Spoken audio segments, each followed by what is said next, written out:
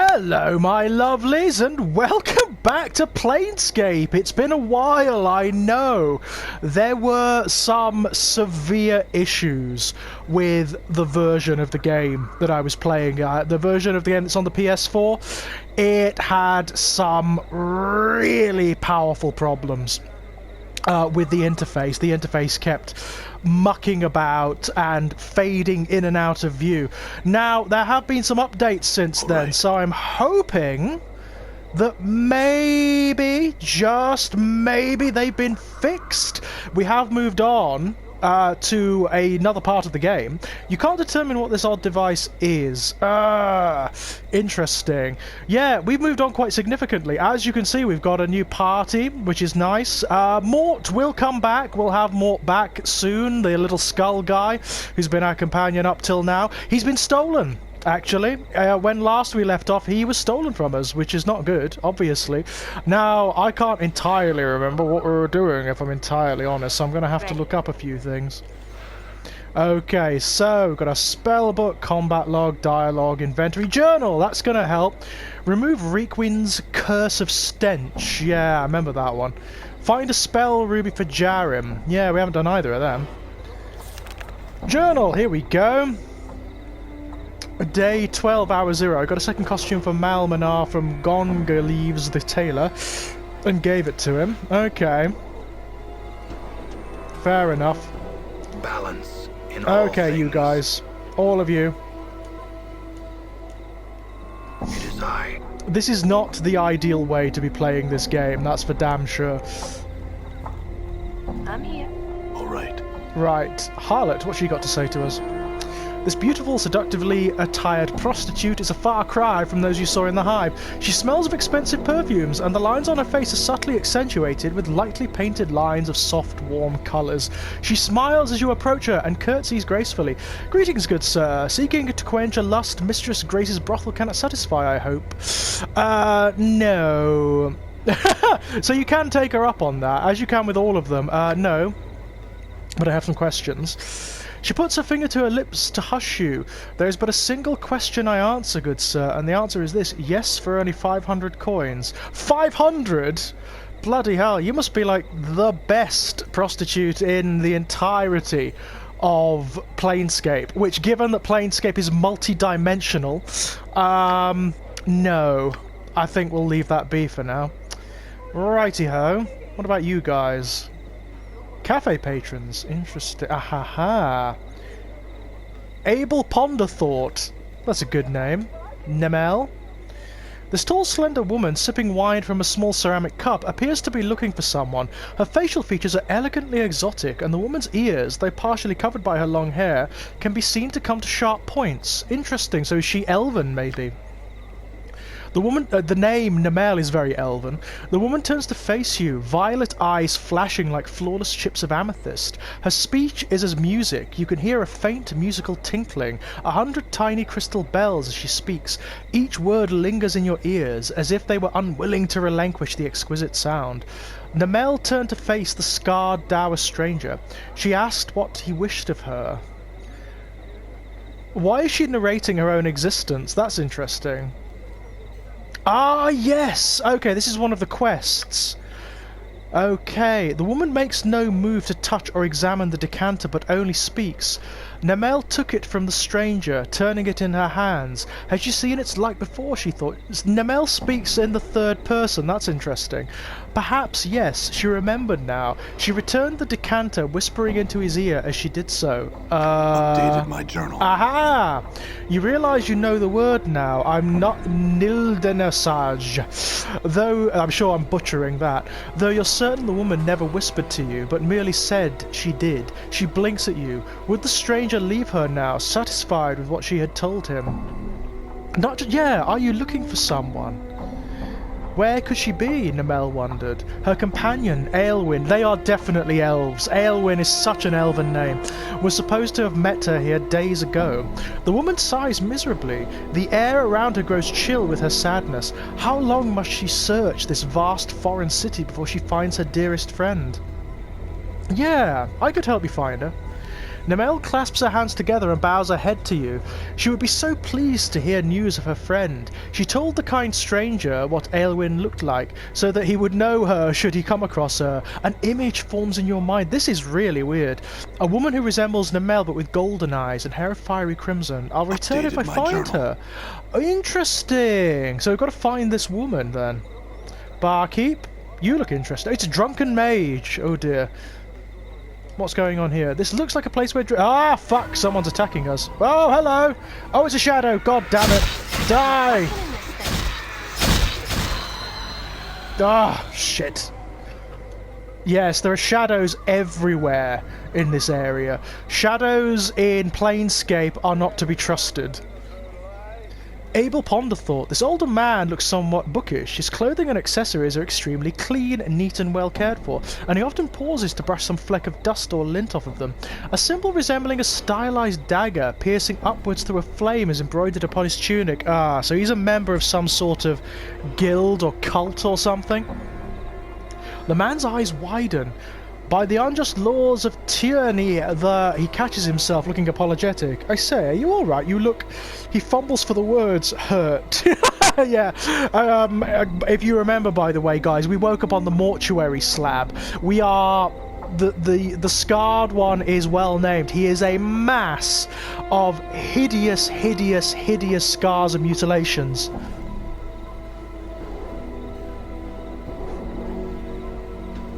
Okay, I'm alright. That's not entirely true, but fine. Anna, it hurts to look at him, so it does. Thanks, Anna. Thanks so much. She's a tiefling, by the way. Half demon, half human. An odd comment from someone with what looks to be a giant rat's tail sprouting. Yeah, Anna. The man nods eagerly. Of course, I'm always most happy to answer what questions I can, young sir. I had questions about you. Certainly. Who are you?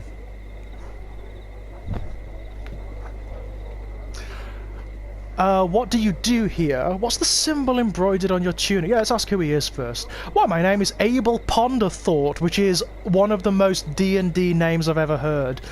I had some other questions about you. What do you do here? I passed my administrator exam. Oh, he's an administrator. Oh, shit. Administrators are pains, basically.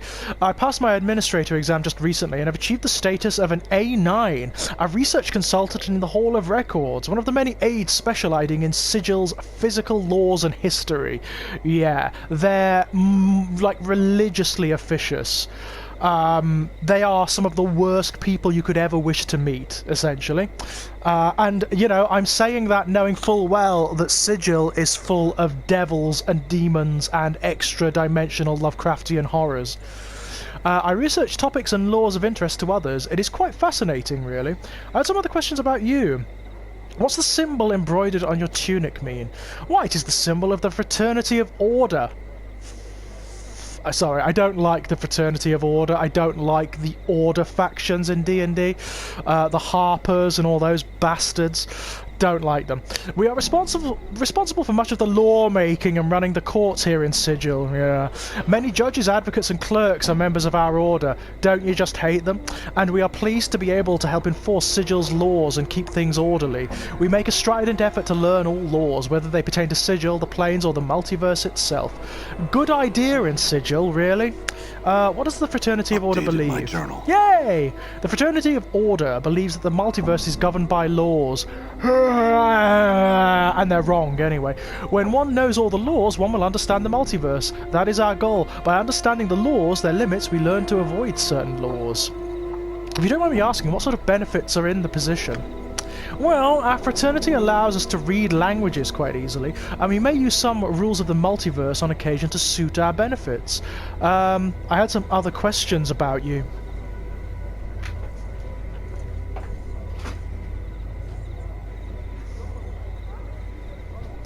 Sorry, I was just getting my cat from where she shouldn't be. Anywho, I had other questions about you. Yeah. Actually, I had other questions. Okay, so we've exhausted that. I had questions about this place. I'll admit I know little of this part of the Clerk's Ward, sir, but please ask. Why is it called the Clerk's Ward? It is the seat of much of Sigil's record halls and administration. The staff at these places give the ward its name. Many clerks, scribes, priests, bureaucrats, and administration officials live in this ward. Don't you just want to burn it down? I had other questions about the ward. What's of interest around here? There is one of the finest advocates in Sigil located here. The Civic Fest Hall, home of the Society of Sensation, is also located nearby. He lowers his voice. And the brothels, sir, of slating intellectual lusts. Intellectual lusts, that's interesting. Tell me of the advocate.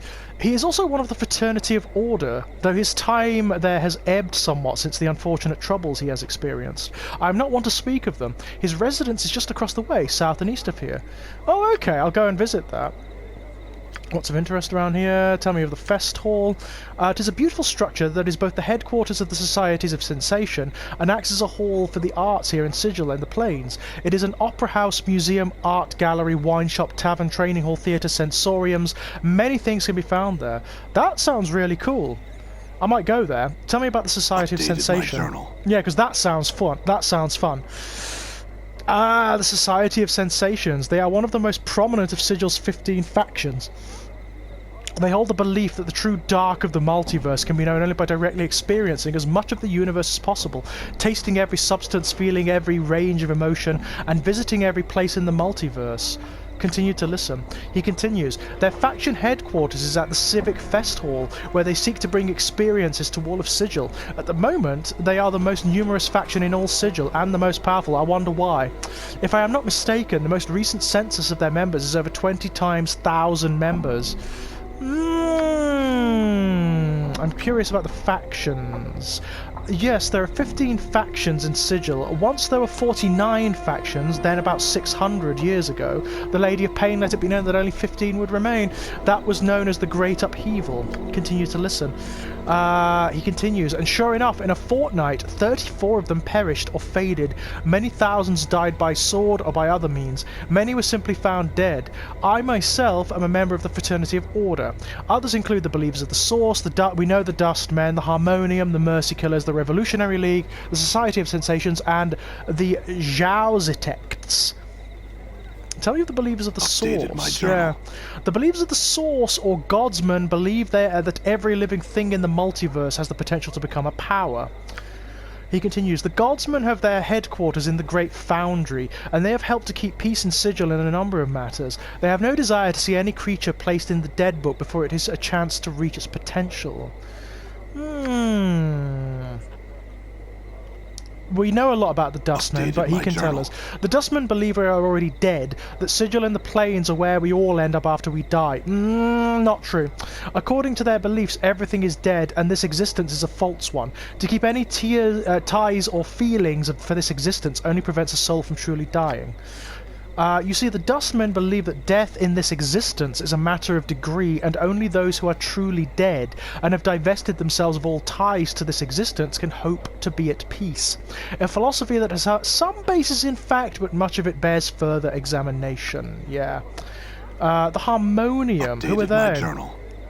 The Harmonium is devoted to peace and harmony throughout the Plains, thus their name. They believe that the end justifies the means, however, and so are willing to do just about anything to get a fellow to see things their way, regardless of one's personal opinion of them. They do a fine job of policing Sigil's streets, I bet they bloody do. The Mercy Killers, oh dear. The Mercy Killers believe that justice is everything. Malin, their last factol, once said that when they properly applied, punishment leads to perfection. Those new to Sigil oftentimes commit the error of thinking their name implies that they kill out of mercy.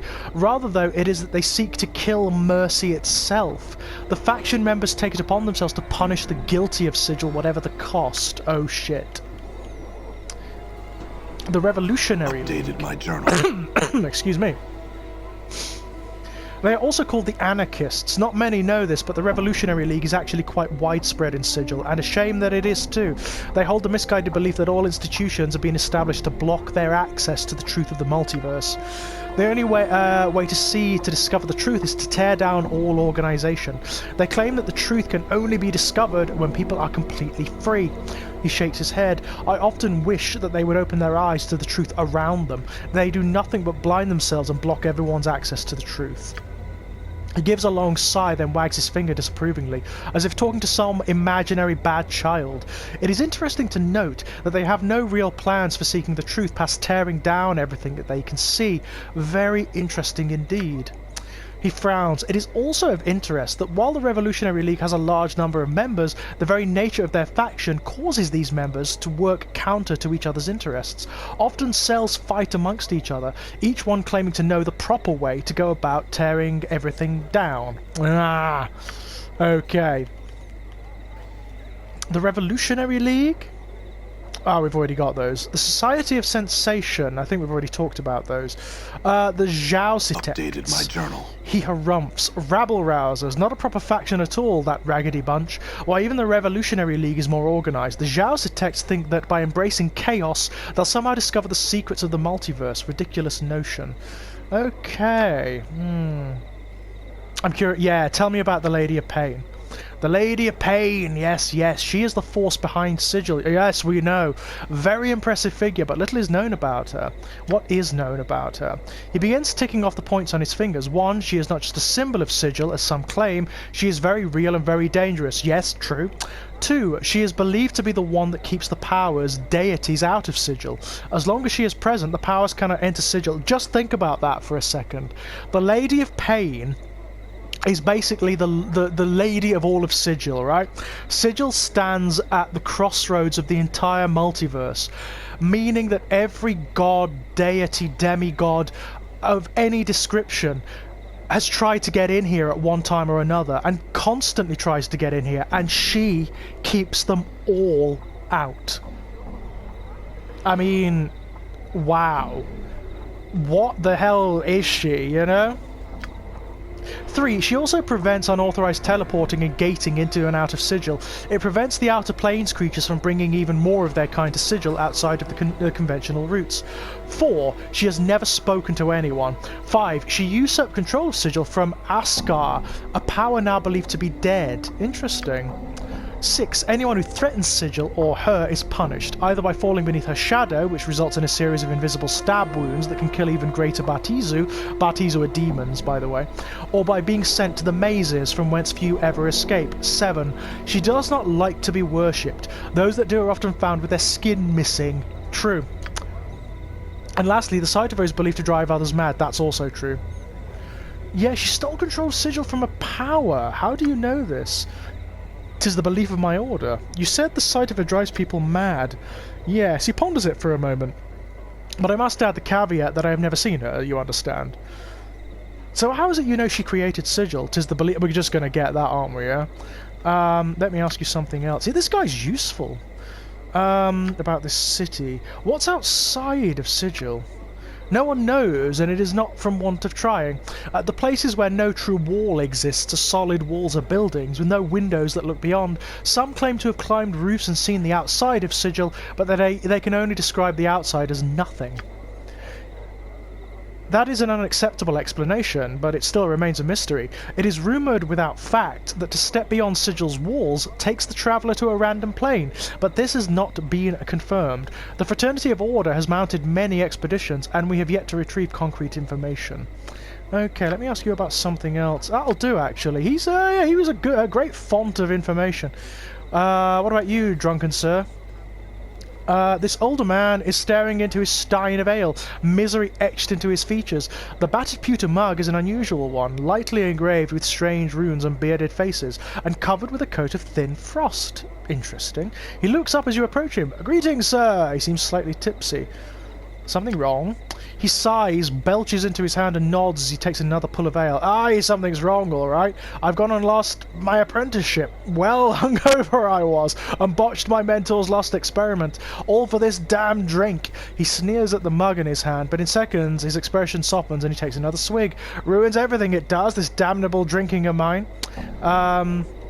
Why don't you stop drinking then? Journal. He shrugs and sighs miserably. I simply cannot. I want to, but I cannot. I just need to drink. I try and stay away, but desire eventually overcomes me, and I cannot resist. Such a wreck I've become. He throws back the last of his ale and calls for more.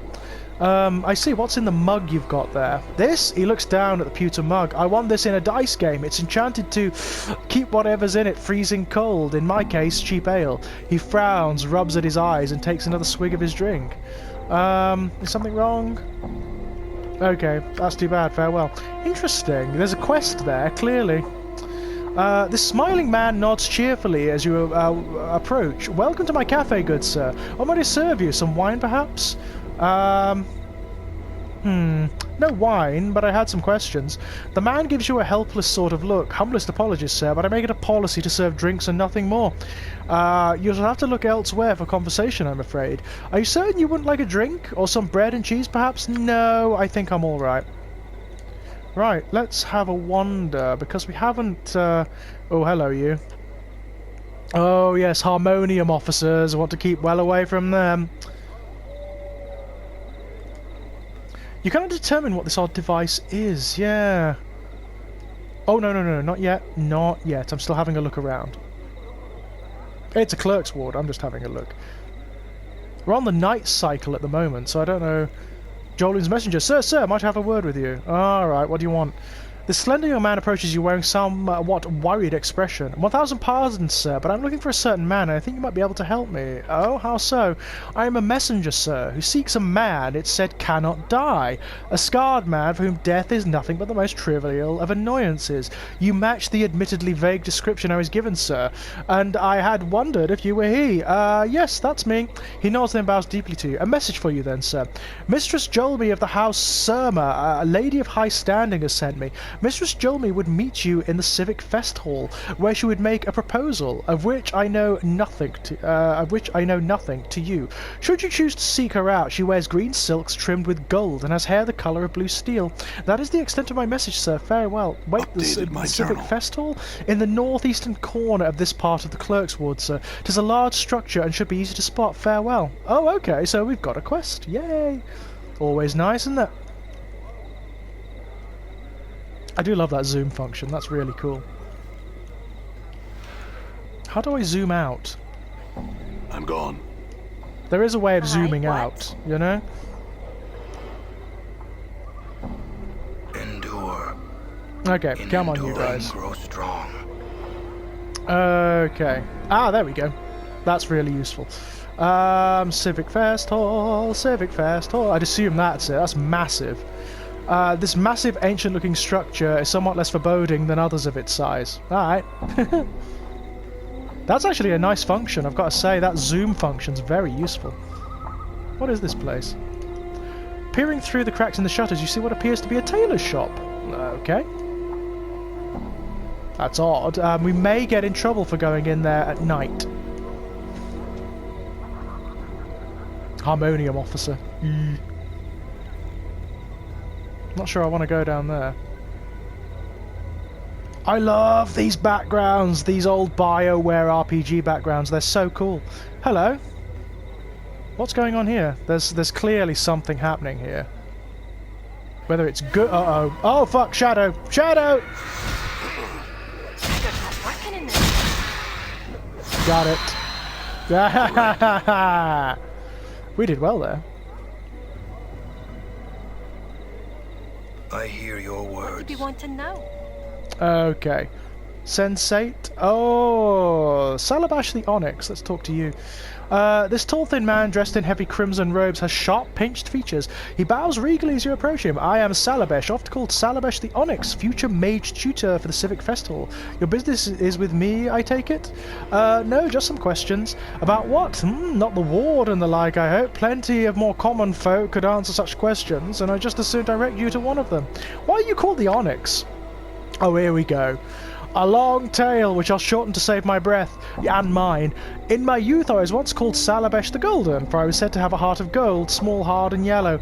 Well, I cursed the fool who started that, so that he could only speak from his arse and defecate through his mouth. The Onyx appellation, along the same lines as the Golden, though admittedly somewhat less clever, soon followed. In any case, I'm a much kinder fellow now, far less prone to laying curses and the like. I'm not certain if I deserve the name any longer. You You cursed him so that what? Oh yes, you heard right. Salabesh sighs happily and chuckles to himself. That sort of thing is why I'm known as the Master of Curses, you know. Oh, now that's a bit of interesting. Yeah.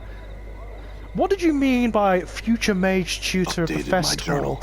It's a prestigious position to be an official tutor in one of the festival's training chambers. It's my intention to one day. Where's my? Oh, sorry, Rufus is on he's on the back of my chair here, and is bothering me for a fuss, aren't you? Sorry, Rufus is my cat, by the way. It's a prestigious position to be an official tutor in one of the festival's training chambers. It's my intention to one day take the position of mage's tutor, but the title's currently in the possession of Lady Thorncombe. If only I could somehow prove that I'd be superior tutor. Interesting. Do you know of a cursed man called Reekwind? Updated my journal. Reek. Salabesh's eyebrows suddenly dart up. Oh yes, Jumble Murder Sense cursed the man, if I recall correctly. Why? Seeking to get his curse undone? Good luck. Only Jumble can do that, you know. Jumble Murder Sense. What a friggin' brilliant name. There's these... BioWare produced loads of these Dungeons and Dragons RPGs around this time. There was this, there was Icewind Dale, there was obviously Baldur's Gate and Baldur's Gate 2. And they are so cool. I love everything about them. And I'm so glad this is working properly now. By the way, if you've forgotten what happened in the last video, I suggest you go and look up my videos thus far on Planescape Torment. There's quite a few. I'll see if I can put them in a playlist for you, yeah? Salabesh's eyebrows suddenly dart up. Oh yes, Jumble Murder Sense cursed the man, if I recall correctly. Oh yeah. Where can I find him? Within the Civic Festival, I suppose. A short, portly fellow with a leering smile. Never speaks, so you'll be hard-pressed to get anything out of him. That's useful. Never mind, farewell. Thank you! You are very useful. Sava Vijul. The smell of alcohol wafts heavily from this young woman, and despite her dark skin, you can see that her face, beautiful but cruel-looking, is flushed. She is slender but well-muscled, adorned in exotic jewellery and translucent silk clothing. Numerous scars crisscross her thighs and forearms. They look to be from battle wounds. Greetings. Well, what have we here? A little tiefling gutter queen Oh, don't. Do not antagonize her. Come crawling out of the hive. The woman pouts, talking as one would to a small child. Are you lost, little tiefling? Oh, look, it has a tail. How cute. Anna flushes, and with a snarl, blades sprout from her fists. Oh, dear. Now, fiendkin, don't do that. The woman seems unconcerned as Anna draws her weapon and clucks disapprovingly with her tongue. Careful now, or I'll remove that tail of yours and feed it to my dogs. Oh, shit. Oh, this could be bad, couldn't it? Yeah. What foul thing gave birth to you, Sarah? She grimaces in disgust, then laughs harshly. And such a stench. Be you one of death's bastards? You notice a curved long knife hanging at her hip. Her hand rests loosely upon the pommel. Adana, is that you? Oh, we can bluff. That's interesting. The woman blinks at you in surprise. I've told you, Adana, I never loved you and I never shall. What little pleasure you might have given me wasn't worth the agony of your presence. Now leave me be. She listens to you for a moment, confused, then snarls and makes to draw her weapons. Call for the guards. She gasps in shock. The guards would never take your word over mine. You're obviously drunk, and those scars of yours make you as the fighting sort. I think they just might. She stares hard at you, grinding her teeth. Let us drop the whole matter then and be on our separate ways. Oh, I love this shit. This is the RPGing. Yeah, you've wasted enough of my time. Farewell. Yeah, that's right. That is the kind of RPG shit I love. I used my bluff skill there to get out of a fight. Goldward, also known as Wanker City. I was taking a drink of tea when Anna said that. Okay, that was fun. That's the kind of thing that happens in my Dungeons and Dragons games and RPGs. Oh, here we are. Splinter. Oh, he's a odd-looking dude. Ah, there's Jolmy. Sensei. So, oh, this is going to be great. We can tie up a few quests here. Sensei. We want to see that guy who will Mertwin the Headless, alright? Oh, look at that. That's a... Ooh. This throne appears as old as the building itself. It looks unused, more a piece of artwork than a ruler's seat. Okay. Gotta be careful, because sometimes if you wander into certain places, you will get, like, arrested or whatever. If it's not where you're supposed to be. So, be careful.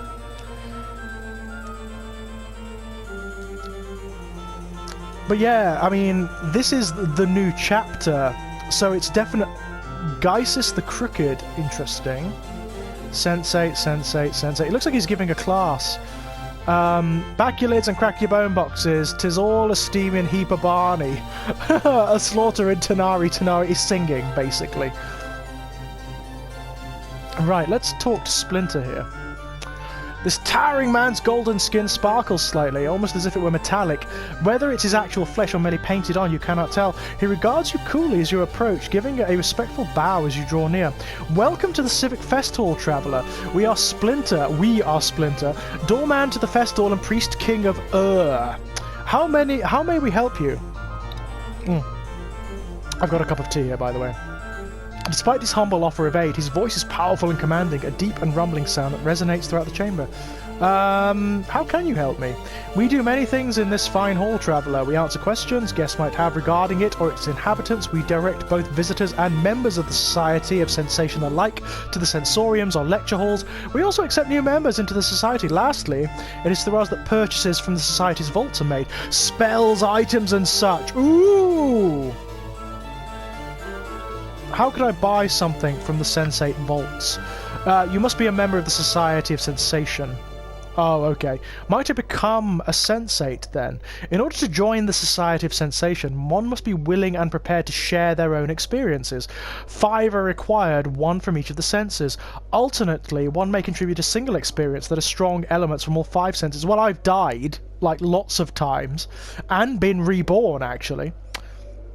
These must be either new sensations or improvements upon our current stock. Should we find them acceptable, they will be placed into sensory stones, and you, having become a sensate, will be taught the sensory touch. It will allow you to draw others' wounds onto yourself, healing them by accepting their suffering. That's really interesting. Do I want to become a sensate, though? I had another question. I want to ask about you. There is little to say that we have not told you. We are the Splinter, doorman to the festival, demigod son of Isahar, and the priest king of Planewalkers come to our worlds and told us of the Society of Sensation. We were fascinated and returned with them. We left in the capable hands of our queen, so that we might come to this place and experience servitude and humility for a time. As time does not pass here as it does in the century we have spent here will be as a mere several months in our own world. After another decade or so, we imagine, we shall be ready to return to and rule it once more. I see. You know, the weird thing is, because this is Planescape, that could be true. That could be totally true. The weirder things happen in Planescape, I can tell you.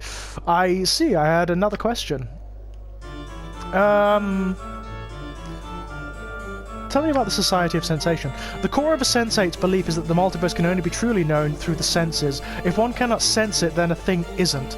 Only through experiencing all sensations to be had, can the full truth of the multiverse be revealed. The Society of Sensation, then, is where experiences gather and are shared with others, usually via the sensoriums. Let's try it. I'm ready, yeah. First, what smell or experience involving it would you offer us? Yeah, actually I'd like to contribute one experience that involves all 5 senses. I woke up not knowing where I was on a cold, blood-sicked iron slab in the bowels of the mortuary, a place where only the dustmen or the corpses in their care have seen. Splinter nods. Go on. My entire body reeked of embalming fluid, but even the smell of that was not enough to match the coppery scent of gore around me. Dozens of bodies lying countless bloody slabs like the one I rose from, all in the process of being gutted, flayed, and the like by nightmarish clockwork devices for reasons unknown. The only sounds were the squeals of laboured metal and the unsteady tread of undead workers as they pushed the slabs about the mortuary on rusted iron tracks. He nods, a disturbing experience, and I even left out the part about the chattering skull that flew at me as soon as I was upright. Will it suffice, Splinter? Yes, we shall go to an empty stone now to record your experience. You will then be granted access to those privileges allowed only to members of the Society of Sensation, as well as taught the sensory touch. Yeah, sure. Yay! You return to the Civic Festival's foyer with Splinter. We welcome you into the Society of Sensation Traveller. May further journeys and experiences pave your road to the great truths of the multiverse. Thanks, Splinter. Is there somewhere I can rest here? Yes, there are lodgings within the festival. Should you wish to visit them, walk eastwards through the festival from here. You will eventually come to them. Speak to the room clerks there. I had other questions. There was someone I was looking for here. Mistress Jolmy. Jolmy has taken to waiting about in this very chamber of late. We think she is looking or waiting for someone. In any case, she should be nearby. Thank you. That'll do, actually. Never mind, actually. Farewell. Let's go and talk to Jolmy, then. Yay! We got into the Society of Sensation. I'm quite pleased there. Where is she? She was here. Oh, there she is. Yay! This stern-looking older woman seems to be looking for someone. Her eyes fix upon your face as you approach her. You there? Might I have a word with you? Yes, you're Jolmy, correct? I spoke to your messenger. My journal. I'm pleased to meet you, then. She gives a slight bow. I would make you a somewhat unusual proposal, though you must admit you're an unusual man. I will give you 1,000 copper commons for your permission to kill you. Are you open? Well, yeah. Because it doesn't matter. He'll just wake up again. But why?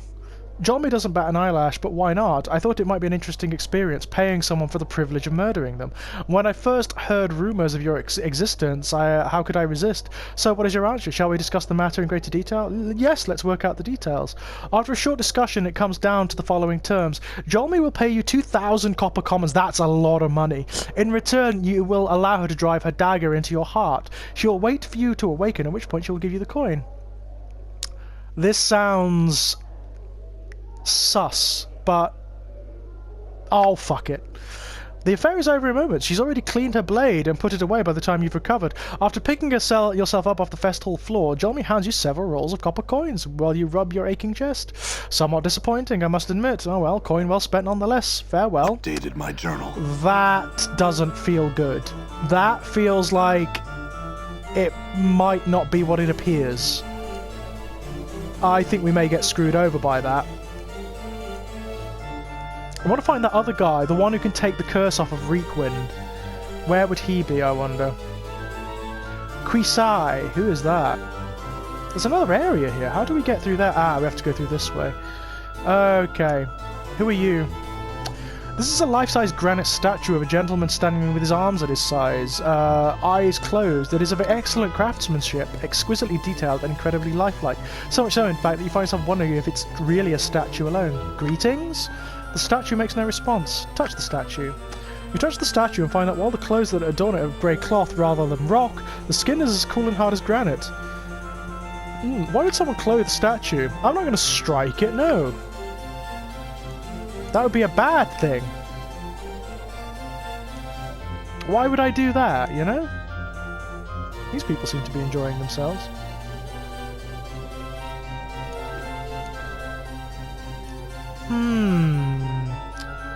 Yeah, I really want to get that curse lifted from Reekwind, because I think he's going to be helpful to us. God, this area is massive! Look at this, it's huge! Merriman. This man looks like a bitter, cantankerous old codger. His mouth is twisted into a frown that becomes even more severe as he notices you coming his way. Merryman, my name may be, but merry I am not. Off with you, young one. No time for the likes of you. He goes into a fit of coughing from his exertion of shooting you away so loudly. Okay. Fine. Screw you. What happened there? Oh no. Hello. Death's Advocate. Oh, is that a dustman? I think it is. Let's talk to him. Sigilans, welcome! Please take your seats and listen to the darks of which I speak. Listen. He begins speaking with a somber tone. Death, that is what awaits you at the end of life's journey. He coughs silently, then raises his eyebrows dramatically, waving his eyes at the same time. Death is not an end, but a beginning. Well, it is for me. Keep listening. For when you die, you shall not cease. No, I won't. Cease to exist. No. Far from it. The outer plane shall welcome you to their breasts. There a new life, one such as you have never known, awaits you. Keep listening. You shall cast away the tattered cloak of this life and become one of the faithful, a petitioner. As a petitioner on this outer plane, your life's journey shall truly begin. If you have been a goodly sort of gentleman, steadfast in charity and goodwill towards your fellow bloods, perhaps the light-blanketed slopes of Mount Celestia shall house you when you die. Your spirit shall pass on to this place, dwelling as a petitioner in the beauty of golden morning, soft sunlight and soft sunlight that caresses. He sighs dreamily.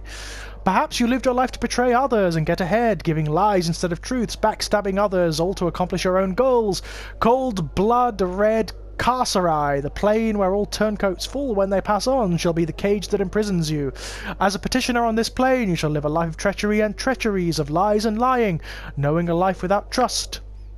He hunches over, his eyes dart back and forth.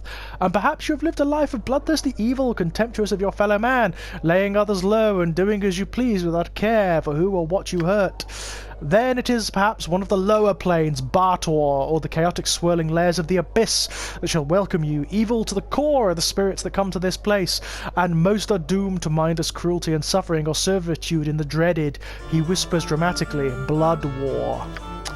No matter where we go, know this, you shall be embarking on a new life, my Sigilans. Keep listening. You shall be able to start anew without the burden of memory or your past life. Your sole goal, if you will, he smiles at his own humour, is to merge with this new plane that you are on, becoming one with the ideas that are the very substance of the plane itself. Keep listening. You shall be one of the inhabitants, the petitioners on this plane, or ideally, one of the building blocks upon which the plane is built. It is the goal of all petitioners to accomplish the goal you... He claps his hands together for emphasis. Must clap. Hold clap. To clap. Your clap. Ideals. Keep listening. Your ideals, good or evil, law or chaos, are somewhere in between. As you approach the alignment of the plane, your journey will end as you become part of the plane itself. It is a glorious existence, my Sigilans, and that is what awaits you after death, my audience. Have a care as to how you live your life, but know that it is not oblivion that awaits you after this life. He's actually right. A lot of what he's saying is true. A lot of what he's saying is true. Now I shall field any questions you may have for me. Anyone? I had a question. He indicates for you to continue. What's a petitioner? A petitioner is what you become when you arrive on this new plane after you have died. As a petitioner, you forsake memory and past life, focusing solely on your new one. And the goal of this new one is... He waits for a response from you with a smile to merge with the plane. Very good! It looks as if some of my words actually have sunk into that skull of yours. The audience chuckles. I had another question. Can a petitioner die? He looks slightly uncomfortable at this. Well, yes. How? He looks a little more uncomfortable. Well, through any of the normal means, really. What happens when they die? He looks a little more uncomfortable. Well, you merge with the plane. What if the petitioner dies on a plane other than their home plane? He looks very uncomfortable. Well, then that is the end of life there. But no petitioner wants to leave their home plane, friend. He looks around, realizing he is in a trap. To do so would be oblivion should they die, really. I had another question. Why do petitioners lose their memories? He raises an eyebrow. Many pardons? What? I said, why do petitioners lose their memories when they die? He looks uncomfortable. Well, you know, who wishes to be burdened with such things as memories? The audience murmurs. I do. The speaker smirks. Look at you, sir. I cannot begin to wonder why. The audience chuckles. So why do they lose their memories? He frowns, begins to say something, then stops. After a moment, he continues, choosing his words carefully. I imagine that it is because you must start afresh, your petitioner's soul pure when you arrive on your new plane. And why should you have to do that when all your life experiences have determined what plane you end up on? He looks very uncomfortable. Well, he pauses. I don't know. That's no answer. He becomes slightly angry. Do you have a better answer, my friend? Perhaps one you can share? The audience says, no, I don't. He says angrily, then it's simple enough. Don't die, friend. What if someone can't die? He laughs. Nonsense. Everyone dies, friend. Even gods die. I can't die. Oh, truly, look everyone, a rare treat. One of the great immortals has graced us with his presence. Greetings, O immortal. The audience laughs. I can prove it. Oh, do! There is more laughter from the audience. What sport? Take heed, my audience. I think we shall have a rare display of my lecture today. Come up here, O immortal, and we shall see who is right and who is dead. Kill yourself, then get back up.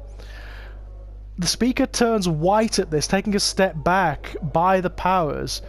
I think it's only fair that you prove your point now.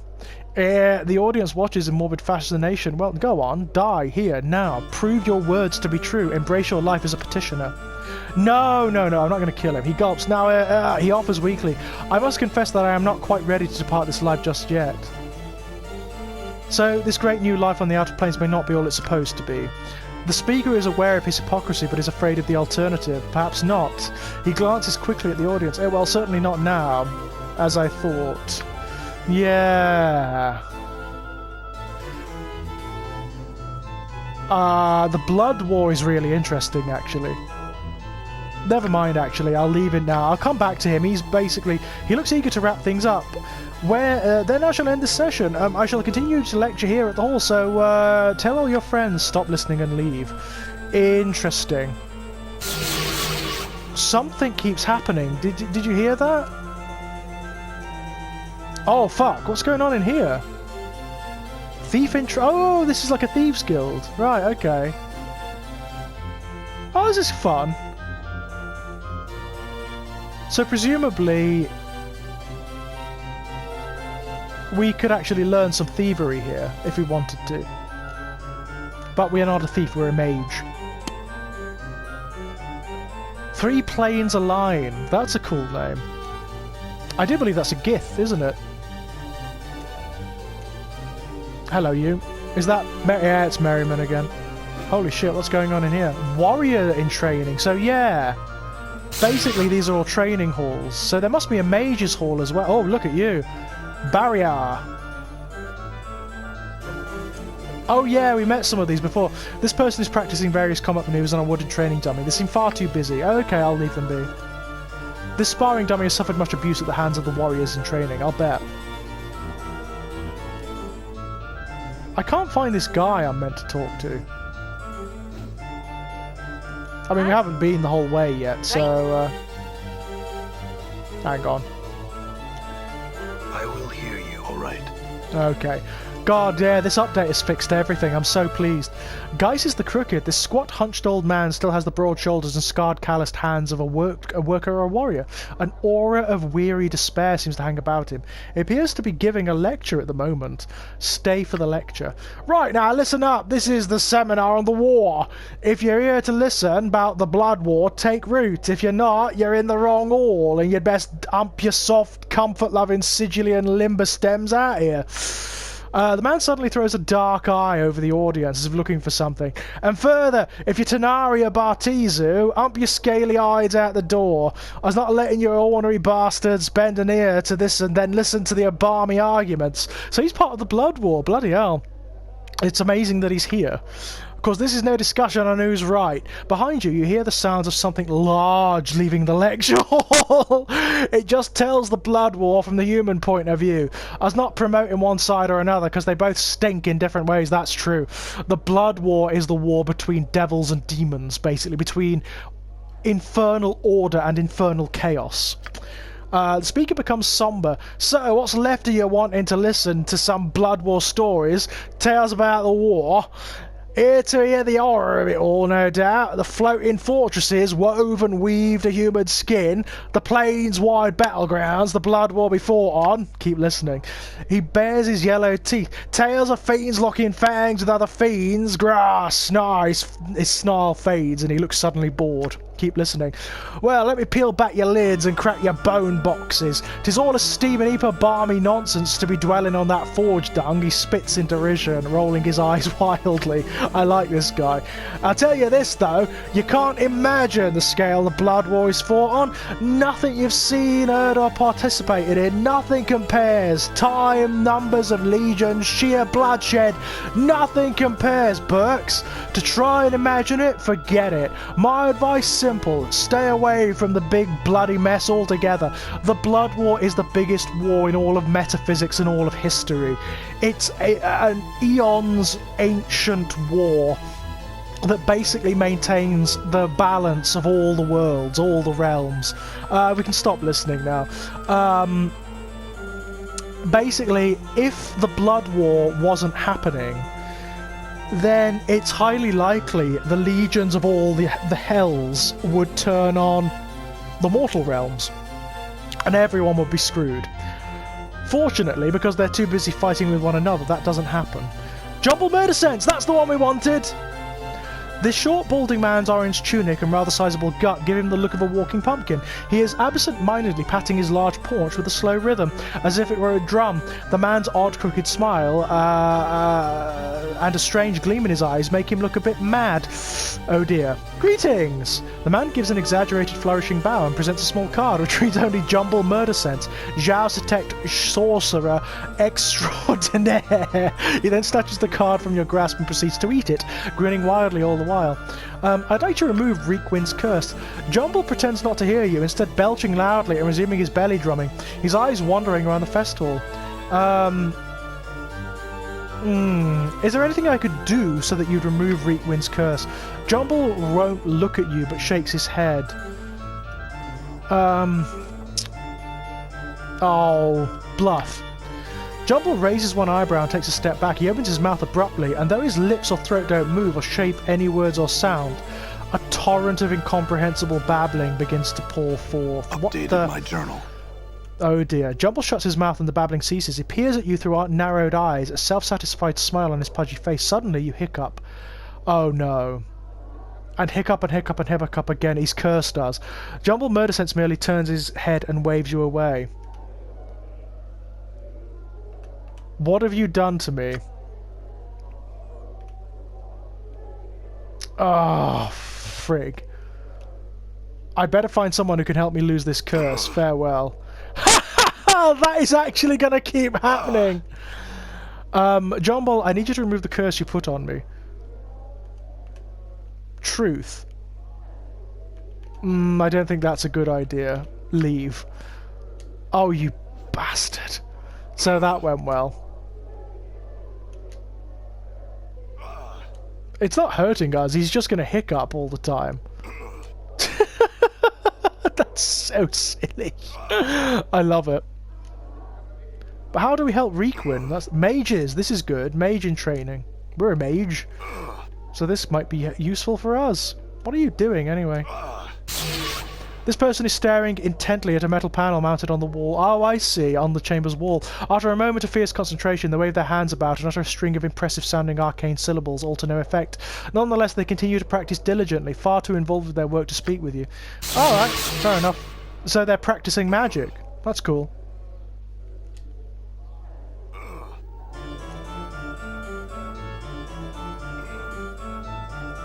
Well, that went well. I want him to remove Reekwind's curse.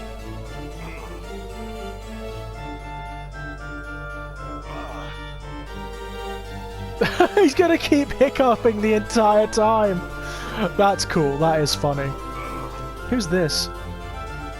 It's clear there's something very wrong with this man. The way he lurches about, bumping into things, staring off blankly into space. As you approach him, you at least realise his plight. He's headless. The thing on his shoulders is merely a skillfully carved wooden prosthesis, a false head.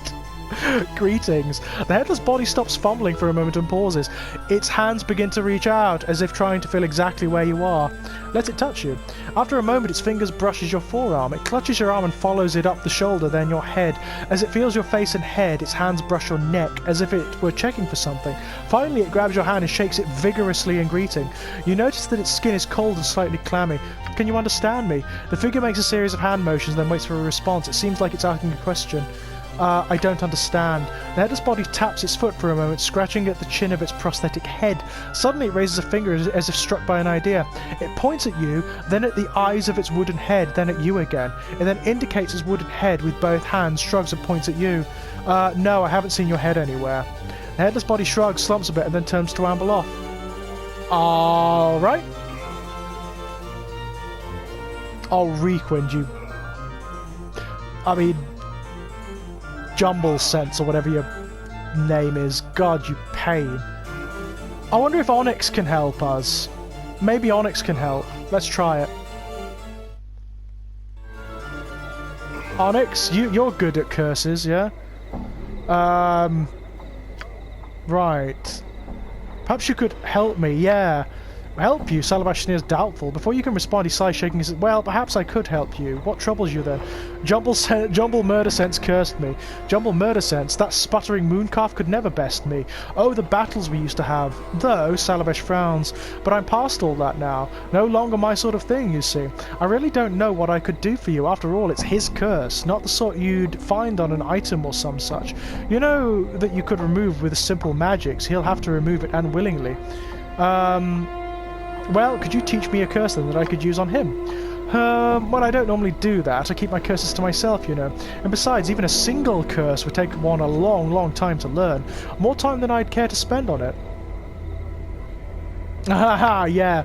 You what? Of all of the ridiculous... Now look here, you knuckle-dragging sack of scars. Salavesh the Onyx is the master of curses, and there is no other. Why, I could give you but a single phrase that would render that nincompoop's cursing wholly impotent. Purse your lips and look sceptical. That's it! You've made me do it! Salavesh utters a short string of impossible syllables.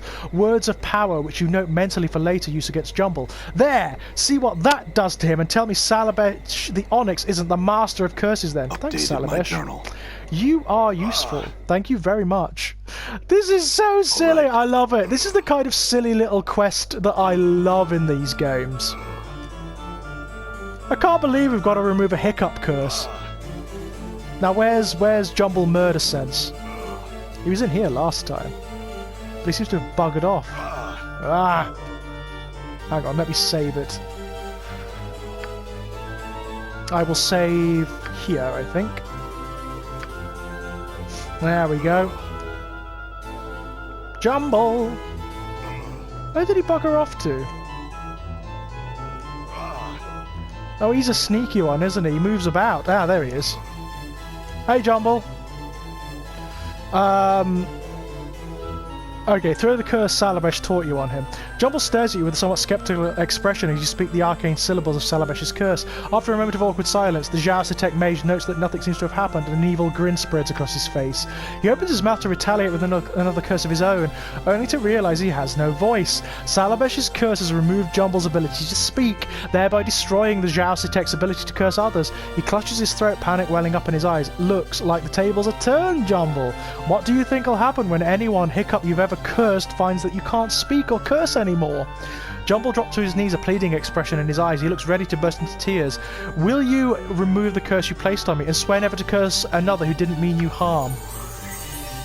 Jumble places his hands over his heart and nods vigorously. Very well, I'll remove the curse then. Jumble sighs with relief as you remove Salavesh's curse from him. He in turn removes your own and your hiccups finally stop. He then bows humbly and casts his eyes to the floor. I'd like you to take the curse off Reetwind as well. Jumble nods, pouting, and with a wave of his hand removes Reetwind's curse. Thank you, Jumble. That's one of the quests we've had since the beginning of the damn game. I'm really pleased with that, and I think with that, my loves, we'll end this session. When we come back, we'll delve deeper and see what's cracking off. Until then, my dears, bye-bye!